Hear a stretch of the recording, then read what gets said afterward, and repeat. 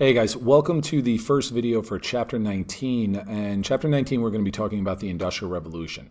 Now, the Industrial Revolution is a very important topic in the Regents curriculum. There's a very good chance that you're going to see questions about this in the multiple choice section, possibly even an essay topic. So it's really important that we kind of focus in on that in these videos and throughout this entire unit.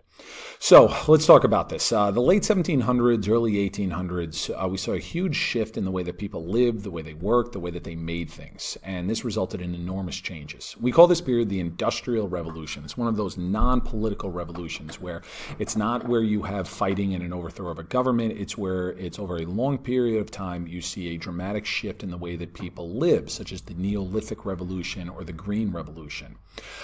This chapter we're going to deal mostly with how the Industrial Revolution began and kind of the initial changes brought about by it, and then in chapter 21 we're going to talk about how far-reaching it was and all the different changes to everyday life. First, let's get into talking about the dawn of the Industrial Age, which is a fancy way of saying the beginning of the Industrial Revolution. Now, we think of farming and industry as being opposites of each other, but in reality, the Industrial Revolution began due to changes in agriculture, changes in farming. Prior to the Industrial Revolution, agriculture hadn't really changed very much. In the close to 10,000 years it had been since humans discovered how to farm and domesticate animals. But about 300 years ago, farming methods dramatically improved. Farmers began mixing different types of soils for better crop production. They came up with new inventions like a seed driller, and this made farming a lot easier. Also, the enclosure process. This led to more farm output, but it also hurt small farmers. So let's talk about this for a second. The way that farming worked in the Middle Ages was that even though a rich nobleman might own large areas of land, it was available for what we call common use. Small farmers and peasants had more access to farmland to grow and allow their animals to graze. By the 1700s, though, this had changed, at least it did in Great Britain. All the land was now being legally bought up by rich landowners, and they put up fences, right? They enclosed it, hence the name. So before, whereas peasants could kind of freely, let their animals graze over a number of lands, or they could just kind of take out a small little patch for themselves, now rich landowners were putting up fences, and they said, no, this is my land. You're not allowed to do this anymore.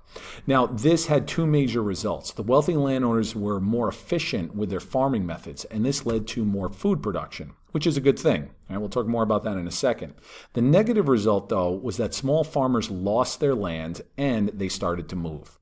Villagers in the countryside realized they couldn't survive, and they began moving to the city looking for work. All right, fences went up, peasants moved to cities. That was a big, big impact you saw of the enclosure process. And this would be the first in what we call kind of a domino effect leading into industrialization, because people are no longer living on the farms, they're in the cities, and they're going to be working in factories.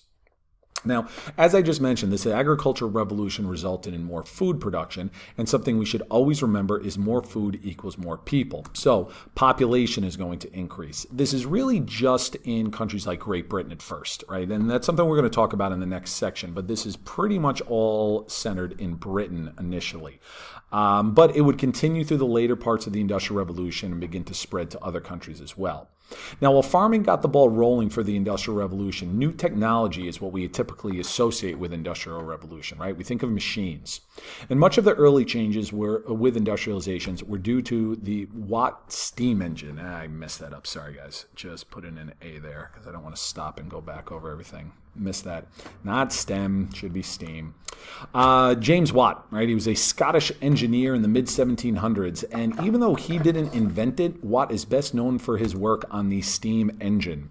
Now, as you can see, this was kind of a big, clunky thing, but with technology, it shrinks, but it was the concept of it, right? It could be used now way more efficiently, and now steam could become a reliable source of energy for both machines and vehicles.